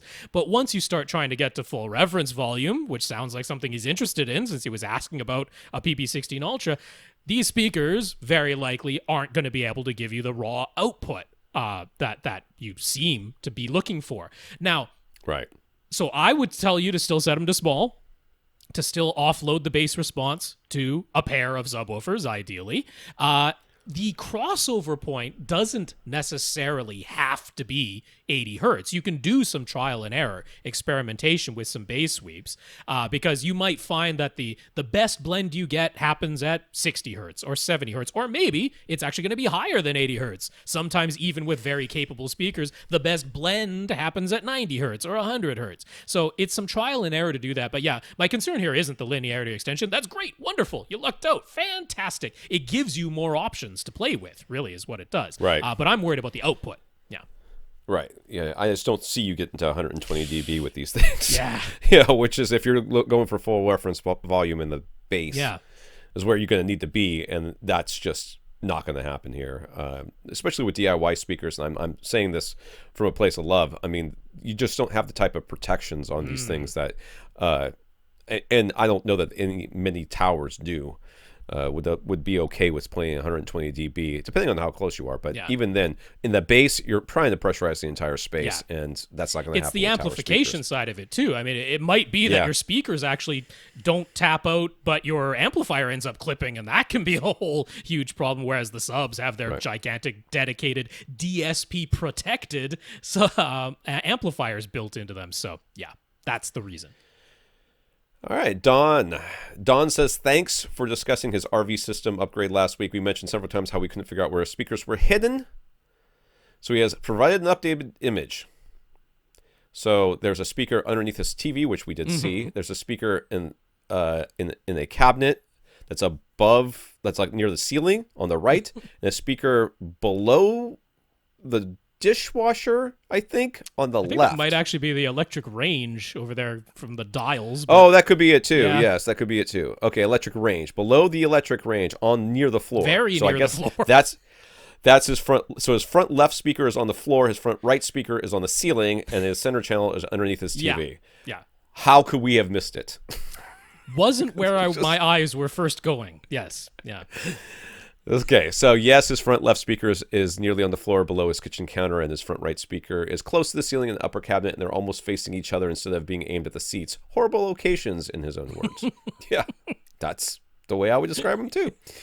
Also, the little cube on the right is not a surround speaker. Surround speakers are above and behind the camera in this photo. Also inside the cabinets, inside cabinets with speaker grill cloth hiding them, but those locations are quite reasonable for surrounds. So, with that updated information, does that change our speaker upgrade recommendation? Should he still consider the NHT Super Zeros or SVS Prime satellites, as I suggested, or should he go with a nice sound bar or passive speaker bar, as Rob said?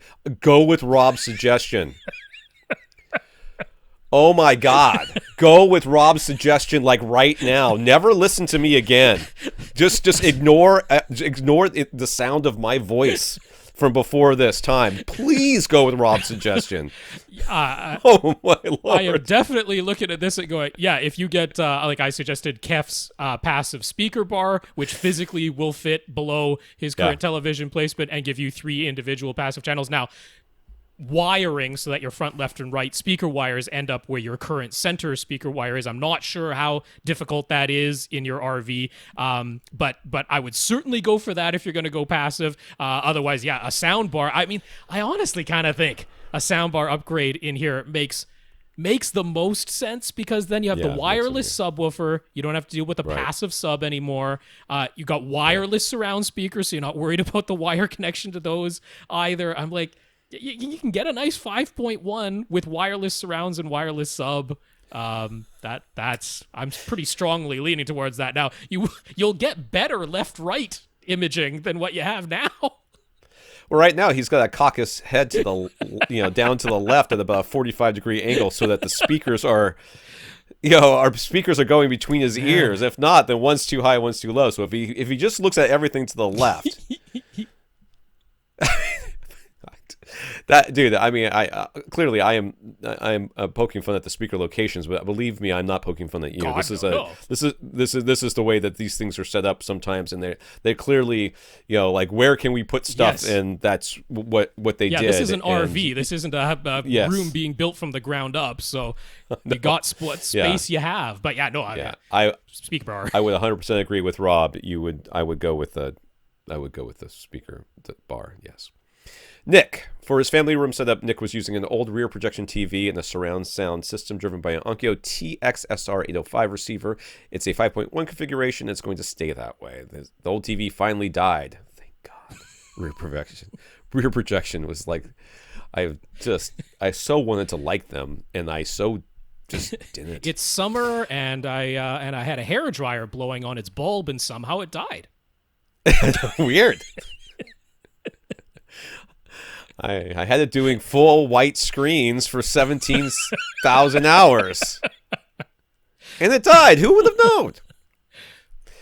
The old TV finally died, so Nick's replaced it with a TCL 8 series. His wife and kids like the simplicity of the Roku interface, and since his Onkyo doesn't have audio return channel or any 4K HDR compatibility, he plugged an Ultra HD Blu-ray player directly into the TV, and then he's using an optical audio connection to send the audio for discs and the TV's built-in Roku apps back to the receiver. That's all working fine and simplifies things for his family, since the only things they have to do with the receiver is turn it on and adjust the volume. No switching inputs. They just have to control what they want to watch on the Roku TV. But Nick has gotten into some retro gaming in a big way. He has 5 different mini consoles plus a Switch, and he's thinking he'll likely get a PS5. For his taste in games, he doesn't have much interest in the Xbox Series X. But then we get to say XX. I know. A lot. And I want to Xbone X, XX, whatever. His Onkyo only has 3 HDMI 1.3B inputs I completely forgot there was a B. The TCL has 4 HDMI 2.0 inputs, so he's already 1 input short. And if he gets a PS5, he'll be 2 inputs short and no room for expansion. He doesn't want to spend a lot on a new receiver, though, and it doesn't seem like entry-level models have as many HDMI inputs as he would like. Plus, Plus, there are all the PS5 HDMI 2.1 capabilities considered. His TCL 8 series doesn't support variable refresh rate or eARC at the moment, but supposedly they are working on adding those via firmware update. Everybody hold your breath. Didn't happen yet? Nope. Okay, keep holding. One other feature he would like is the ability to change what is displayed on the front panel so that he can easily see which game system is currently active. So how should he come at this? Should he just get an HDMI switch? Should he get the least expensive receiver model that has the most HDMI inputs? Or does he need to consider one of the newest Denon models in order to support VRR for the PS5? Variable refresh rate was VRR stands for. So how many things? He has 5 different mini consoles plus the Switch. So that's 6. Yeah. Plus the PS5. Potentially. So that's 7. 7 games. And then he also has an Ultra HD Blu-ray player. So that's 8. 8 HDMI devices immediately, and who knows if he might add 1 or 2 more coming up.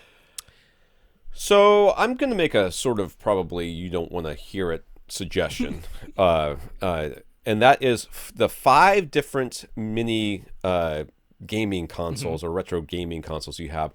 I would suggest getting a Retro Pi. Oh, and use the emulator. That's what I would suggest. Consolidate it all down. Consolidate it all down into one. Basically, it's a Raspberry Pi with an emulator built into it, essentially, and you can load a bunch of games onto it. All the games that you had, plus thousands that you didn't want to have, and to me, that goes from those 5 to 1 HDMI input for all of those things, and then you just select what emulator you want to use. Then you've got one for that, one for your Switch, one for your Ultra HD Blu-ray player, so that you're down to 3. And then you can get whatever receiver you want. Your PS5 gives you the 4, and if you got another thing, 5 is very common on anything. So it's only going to be 5.1. You're saying system. Yeah.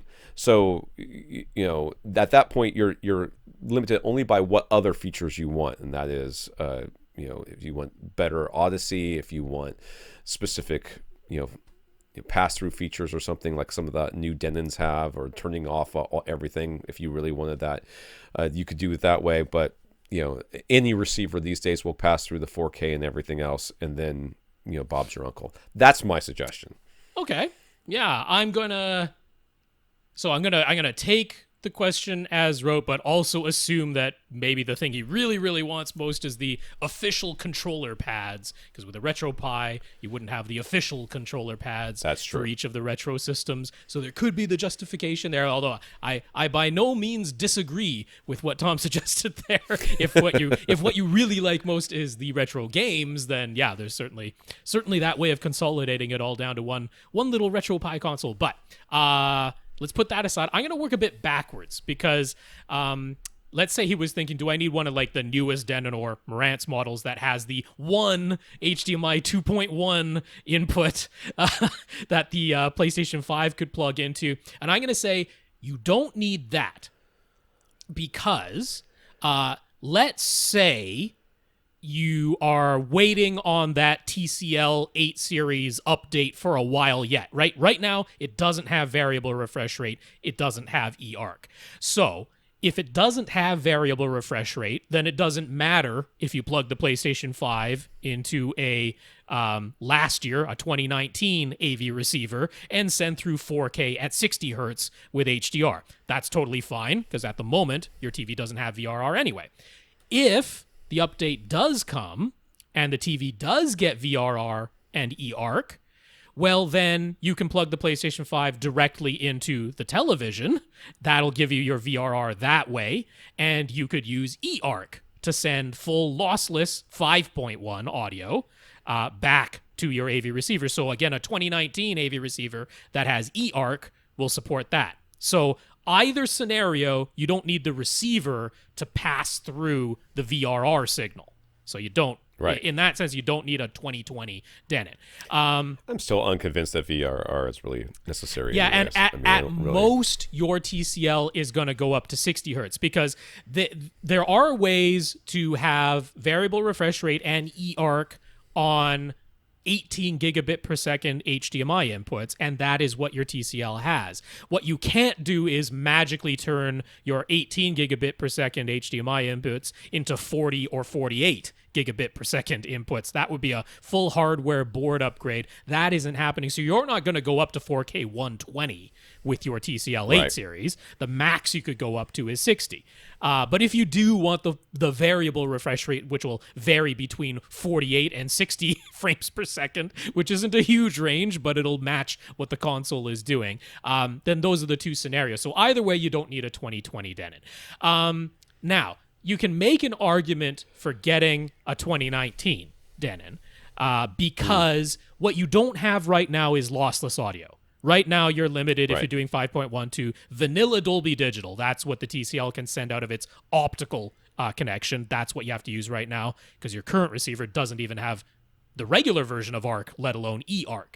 So you can make an argument for getting a new receiver because that'll at least let you have lossless audio. You could plug your Ultra HD Blu-ray player directly into your new receiver, or if what you want to do is plug all of your retro consoles into the receiver, because you're the one who changes those inputs, you could leave the Ultra HD Blu-ray player connected to the television. Hopefully eARC does arrive, and that would let you send lossless audio through the television back to a 2019 receiver. And same for the PlayStation 5. So what I really think you need is a 2019 receiver. If you want the minimum, it would be one that has 6 HDMI inputs, because that would let you connect all your video game systems to the receiver. The lossless audio can come through the television via eARC. And then you would get lossless audio and the ability to change the name of the inputs on the front of the AV receiver. Right. So the Denon S750H, it's like the second to least expensive model that they had, has 6 HDMI 2.0 inputs. One of them is on the front panel, so that might look a little bit janky, but it might be actually a good place to plug in the switch, because the switch you kind of disconnect sometimes anyway. If you want to have 8 HDMI inputs, one of which is on the front, then you go to the S950, which you can find for about just a little over $400 right now. So I would probably do that. I mean, you could just get a switch, but like an HDMI switch I'm talking about, not a Nintendo Switch. You could just do that, but then you'd never get lossless audio. You'd have no upgrade, and you'd never see the name of what console is playing on the front panel. So I think one of the lower end, the S-Series Denons from 2019 is the way to go here. All right. While the speaker system will remain 5.1, he really would like to upgrade the speakers themselves. At the moment, he has some dinky, his words, Yamaha satellites and a bass module, but he already has plans for a big subwoofer upgrade in his dedicated theater, at which point he'll move the Outlaw LFM1 to the living room. He already loves his Ascend Sierra 2 speakers in his theater, so he figured he likely can't go wrong with Ascend SE series speakers for the living room. He's pretty set on using the HTM-200SEs for surrounds, but isn't quite sure what his front 3 speakers should be. He can't help but feel it'd be nice to have the larger size and extra output capabilities of the CMT-340SE, but then again, they never crank things up in this room, and while his wife is okay with the bigger speakers, even Nick has to admit the 340 center might be a bit big, and a lower price would be a good thing, so what do we think he should get? So he wants to stick with... Ascend. Yeah, what he's basically which saying. I certainly have no problem with. I of course don't you don't think you'll be disappointed at all. Well, I mean, does he have to have a massive center and big massive speakers up front to do this? No. I mean, how big are the 200 SEs? I don't remember the lineup. So the 200 SEs are the sealed design with the dual 4-inch drivers, and the tweeter that's kind of offset. It almost looks like one of those Vance Dickinson designs with the offset tweeter and the two 4-inch woofers in a sealed cabinet. It's about 6 inches deep, and then it's about a foot tall and 7 inches wide or so, like that. That's you could go all the way around with those things. I mean, why do you? I would just if you want to have those, just do it all the way around. I mean, that's what I would going by his diagram, I mean, I'm just kind of eyeballing it. I don't know if it's fully to scale, but it doesn't look like you're sitting 20 feet away. You know, if you've got a couch on the side wall and then about another couch width, I mean, it's what, 12 to 15 feet, I'm guessing, at the most. The HTM-200SEs can absolutely handle that. The HTM-200SEs get overlooked and underestimated simply because they're the smallest speaker in Ascend's lineup. But they are very capable little speakers. They are not slouches in any sense. So given that you're coming from satellites already, I mean, the HTM-200s are going to be considerably bigger than your teeny tiny little satellites right now. But I mean, going all the way to the CMT-340s, I don't know if your wife actually fully appreciates how physically large they really are, because they look nice and black and, you know, kind of tall and slender in the picture, but those are some big honking speakers. You could, of course, go with the CBM 170s, which are the model that falls in between. Right. You could do that if you just, for whatever reason, you can't stand the idea of sealed HTM 200s as your front three speakers. But believe me, they are a completely adequate design for this room size and seating distance. Seems to be, yeah. I'm looking at the room too. Yeah. It does not look that massive. And if, you know, again, this diagram is an indication and your TV is wall mounted and you don't want the center speaker sticking way out by comparison, then having an HTM 200 as a center is a wonderful idea. So I would do that. And plus, it saves you money. Can't complain. Yeah. Martin asks, what ceiling mount should Martin consider for an Epson 5030 UB? He doesn't want to cheap out. That's why I saw it cheap. Right. That's right below that. But he doesn't want to break the bank either. I mean, normally I like to look at Chief, but they are expensive. Yeah, they're a little pricey. But they're usually, I mean, in the case with Chief, a lot of times, you know, it really doesn't matter which one you get because they're all really good, but they are all pricey. So what do you got, Rob? So I would do the alternative to Chief is Peerless, in my opinion. Peerless AV. They have, so one of the things I really, really like to go for, and you've got a nice projector, the Epson 5030 UB. I mean, when it came out, it was a wonderful flagship projector at the time, and it's still a very nice performer. So I think it's worth having a nice mount for this. So the Peerless PRG series, what I really like about them is they have the little worm gear for your... you know, your what is it? Your pitch and your roll. It gives you that adjustment there. I really love that because, I mean, we get the question sometimes, right? They're like, I set up my projector, everything seems aligned, but like the left side of my screen, like the corner kind of goes up into the top and the right side doesn't do that. It's like, yeah, you got a little trapezoid because you need the super fine adjustment on, you know, one of the things, one area of tilt in some direction. Having the little worm gears to do that is a wonderful, precise way to get that dialed right in. Now, over at Amazon, you can get a Peerless PRG ceiling mount for, what is it, $90.84. That's not too bad. That's not outlandishly expensive. The retail price is $200 on that thing, so it's not super cheap if you're paying full retail. But Amazon's got it for under $100. So yeah, in his email he was like, you know, can you give like 2 or 3 suggestions? I'm like, well, Chief at the top, that's the more expensive. This Peerless at under $100 if you get it from Amazon. And I mean, yeah, you can head over to Monoprice, get one of their. I was gonna say.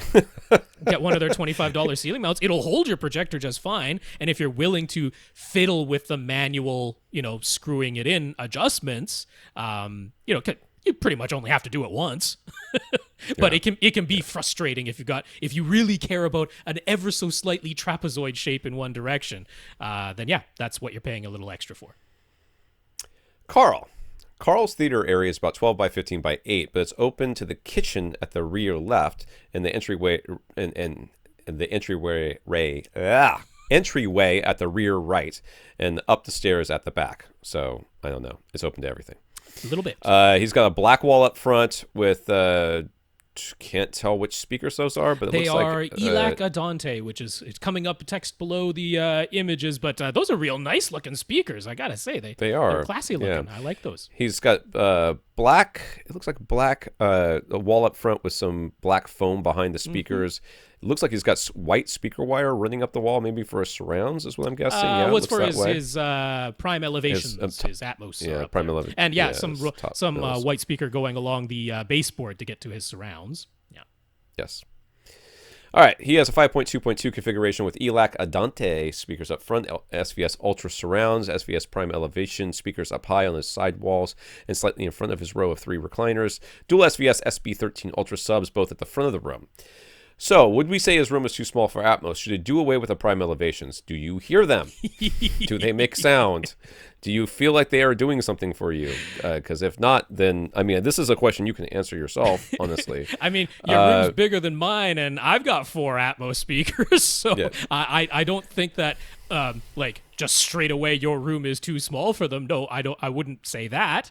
But whether or not you want to continue using them, I can certainly understand someone saying, I put them up there and I just don't care, and maybe you don't like the look or you didn't think they were worth it or whatever.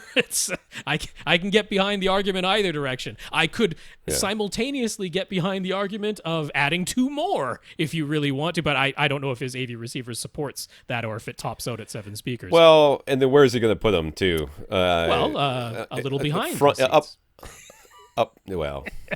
I mean, one thing that But a little behind his seats is like right above his surround speakers. It is. Too, yes, very much so. One thing I would say, though, is that the way that he has these prime elevations mounted is... So the prime elevations, to describe this for people who aren't seeing the images, they do have one dimension that is longer than the other. And what you could potentially do is turn them so that the longer dimension is along the ceiling and the shorter dimension is the one coming down your wall, and that will make it so that the tweeter is aiming closer to directly down. Because right now... That's exactly how I have mine mounted. Right. They are mounted on the ceiling, like the one is right above, because my couch is against one wall, and I have them mounted that way, and the other one is in the room a little bit, so that it is essentially the same distance from the edge of the couch, or very close to.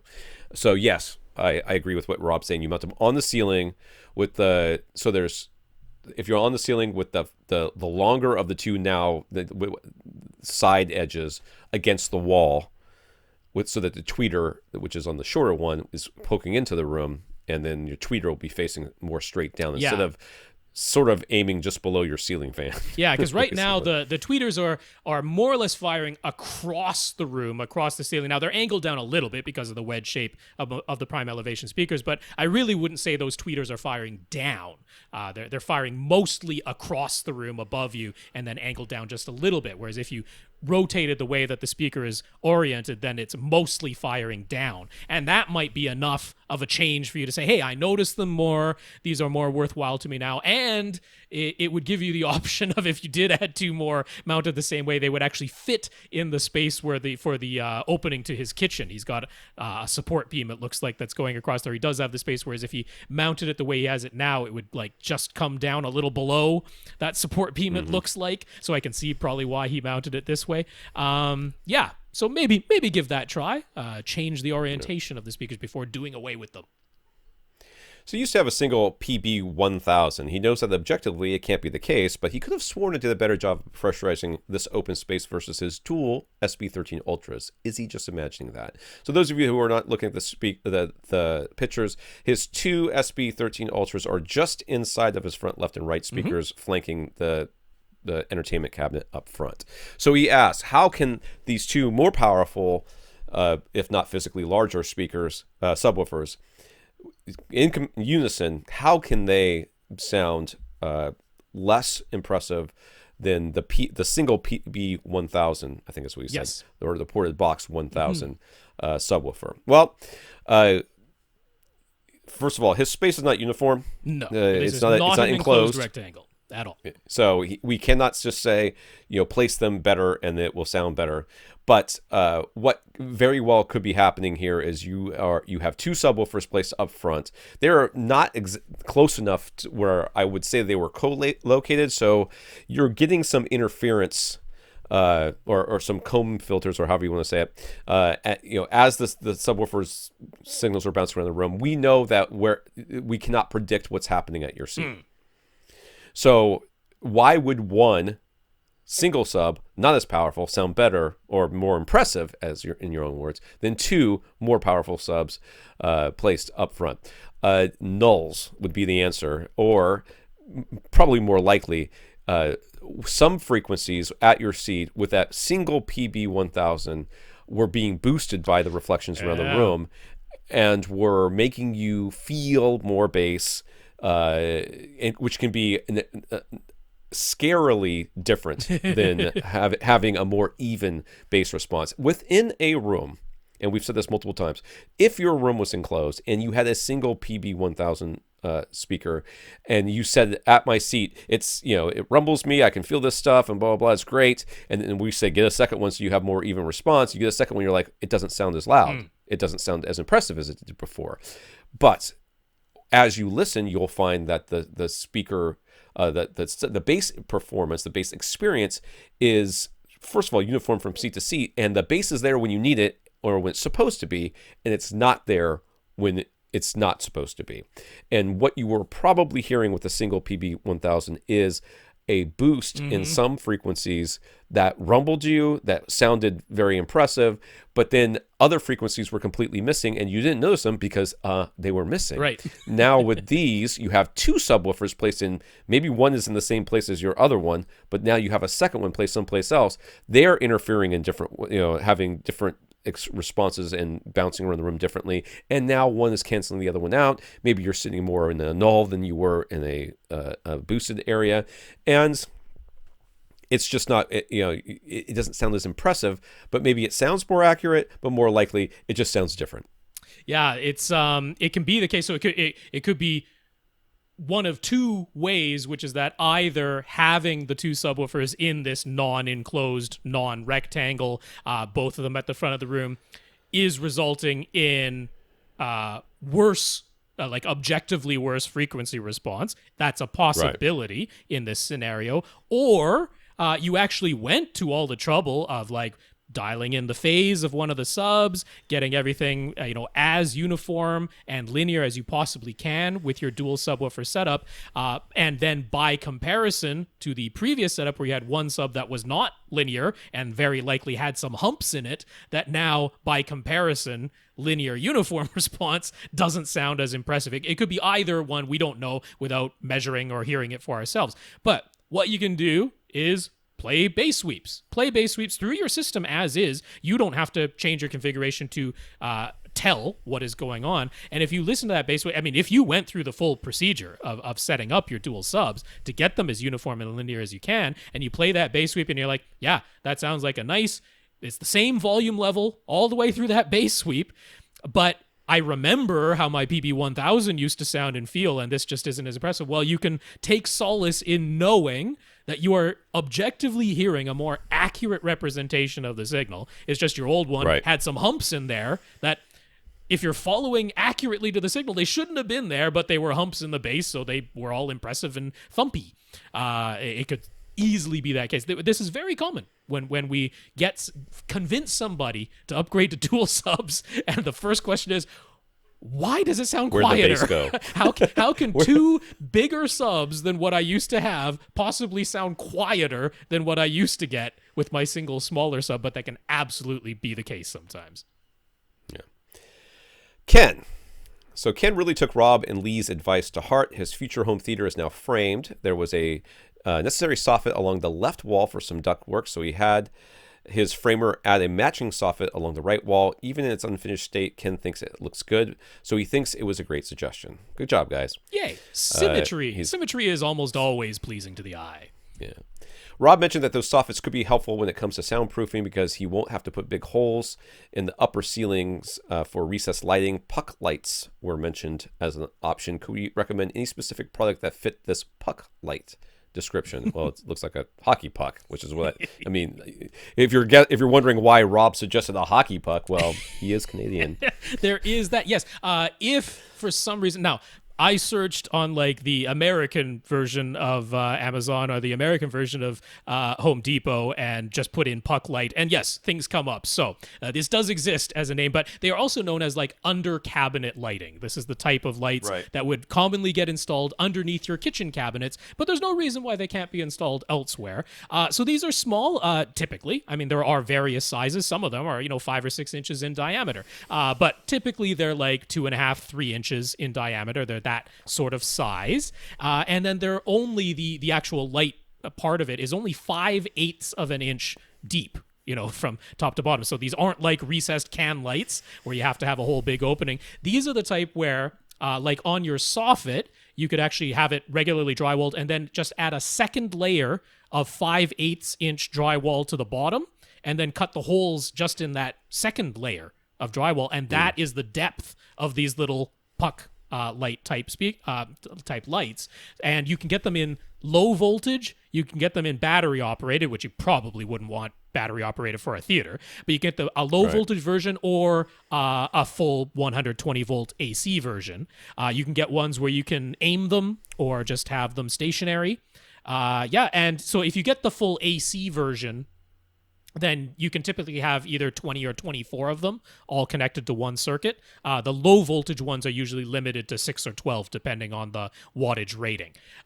So you can sort of go that way. But yeah, they're a wonderful way to add light all along the underside of those soffits, along the side of your walls, because he's not going for a projector in this setup. That was on our advice. He's going for an 85-inch flat panel, which is going to look awesome because he's only sitting 8 feet. He's from the TV. He's only 7 feet away, 8 feet from the front wall. So that can have a nice sort of like bias lighting or ambient lighting effect because it's lighting up the sides of your room instead of full overhead floodlight type of thing. You can also with overhead soffits like you've got, get LED strip lighting. That actually kind of goes along the top and throws light across the upper section of the ceiling, and that can look really cool. And that could be like on a separate outlet from the puck light, so you have different zones of lighting control. You can turn them on independently of each other. So I think that's a good way to go. So he took the suggestions to put his front seats 8 feet from the front wall and then have a single riser at the back instead of a 2-level riser and 3 permanent rows of seats. There's Ken and his wife and their 5 kids. And they often have the neighbors' kids over, so that's why he initially wanted 3 rows. But he agrees that it makes more sense to have tall chairs or bar stools at the back. Okay, great. Okay, just so much scrolling. Here we go. All right. Hearing other AVRant listeners' advice, he was going to have a TV stand anyway, so he won't put all the gear in a separate closet outside the room anymore. That means no long HDMI cable runs. Yay. And 9, Ascend HTM-200SE speakers plus 4 Boston Acoustic Soundware 5.1 mounted on the inside edges of those soffits. Sounds like a plan. Okay, that's the same speakers we recommended for the last guy. Yeah. How should he wire the 2 surround speakers on either side of his room? Home run separate pairs of speaker wires and make the series connection back at the AV receiver, or since the walls are open, just do the series wiring directly within the studs? I would do it back at the receiver. Yeah. Gives you more options. I think, later on, if you decided receivers became more powerful, they came out with more options, or you decided that one of these rows of seats wasn't whatever, you would have the option of turning it off. You would have the option of, connecting them differently. I would do it back at the receiver. Yeah. So you're just going to have a regular speaker wire run to each speaker. All of those come back to the front of the room where your AV receiver is going to live now. And yeah, I mean, it's as simple as it's the red for the first speaker plugs into the red binding post of the receiver. The black for the second speaker plugs into the black binding post of the receiver. And then the remaining red and black that are left over, they just get connected together. But that can be back at the AV receiver. This type of length of speaker wire is not going to matter whatsoever. And that gives you more options if you upgrade to an external amplifier in the future and you have an independent amplifier channel for each of the side surround speakers or something like that. Well, now the speaker wire is already there waiting and you can plug it right in. Right. Finally, what would we recommend for wall mounting the HTM-200SE speakers? He knows he could just have small shelves, but he's a bit worried about kids running and knocking the speakers off. I mean, I'm going to be honest. Rob's going to give you a suggestion, but and it's fine to wall mount them. I think there's nothing wrong with that. And I just always have I always flinch or cringe whenever somebody says, I'm worried about the kids knocking stuff over. I mean, I've had kids in my home theater since day one. I had a home theater before I had kids, and I've never, well, that's not true. For the most of the time, I've had speakers on stands in some way. And in this room, I've had speakers on shelves, and I have a projector and a projection screen, which people are like, I don't know about, kids they're going to do stuff. I've had very young children in here, and it's, I just give everybody the rules. Sit down, don't get in front of the projector, don't throw anything at the screen, or you're out. And I've never had to kick anybody out of my home theater. It's never happened. But I have had to fuss at some kids for standing up and like making shadow puppets. But those kids were my kids' friends, and they were a-holes, and I never had to see them again after that because I told them they were banned. That kid doesn't get to come back. Why? Shadow puppets, really? He's out. Won't happen in this setup with a flat panel, so that's not a consideration. Right. Also, with Ascend speakers, the chances are if a kid ran into one of those, it's the kid that's going to get damaged and not the speaker, honestly. And the shelf, too. Yeah, really. With the way that Ascend builds their speakers, those are sturdy little bricks that are more liable to damage the floor and the wall than themselves if they were to fall off. I would certainly suggest you just have little shelves that are directly built onto the walls, and then some museum putty, some blue tack is going to stick the speakers onto those very securely. Possible to maybe dislodge them if you hit them hard enough, but not knock them right off if you got some museum putty holding them on. So that is my number one suggestion. But if you're just like, nope, I don't want little shelves, I want to wall mount these directly, the HTM-200s do not have a keyhole mount built into them. They have dual threaded inserts on the back. So they don't have the single threaded insert like some speakers do. They have dual. So there's a couple of suggestions now. If you want the absolute most flush mount design that works, Pinpoint Mounts does have their AM45 LCR flush mount. It's ridiculously overpriced. They're like $60 each, which makes no sense. You can make your own, okay? You could go down to the hardware store, get some Z-clips, drill the holes yourself that fit the threaded inserts, and make them yourself for a couple of bucks. So it's the design that you would look at, but you could make it yourself for way less money. I have no idea why they're so expensive, because most things that Pinpoint make doesn't cost that much. But over at Monoprice, they've got some not too thick mounts that would actually work just fine. They're like $12 for a pair of them from Monoprice, so the price is much more reasonable. Now, you might look at this and go, oh, the sort of like threaded stem that comes out of the ball joint on these seems a little bit long. They do have an adapter that does the dual threaded for connecting, but you can just saw off the extra length if it's sticking out too much of the threaded stem of the ball joint, and that'll still screw into the adapter for the dual threaded mount. So yeah, the Monoprice ones if you really want to wall mount them, but I would just do the shelves. All right. That's going to be it for tonight or today or whatever time it is that you're listening to this. Who do we got left? We just have one person left on the topic list this week, which is Matt G. So Matt, we will answer you next week.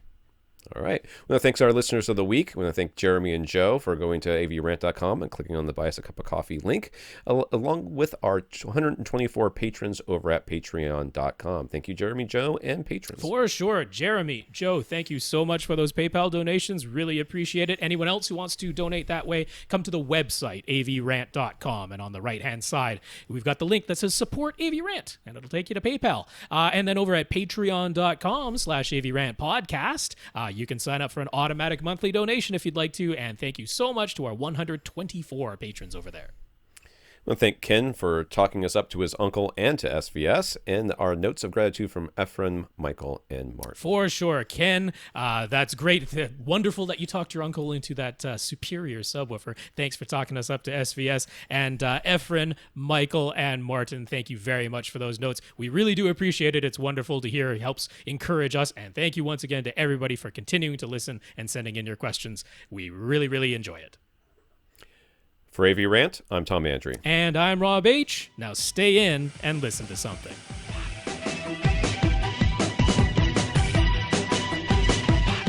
Want your question answered? Send it to question@avrant.com.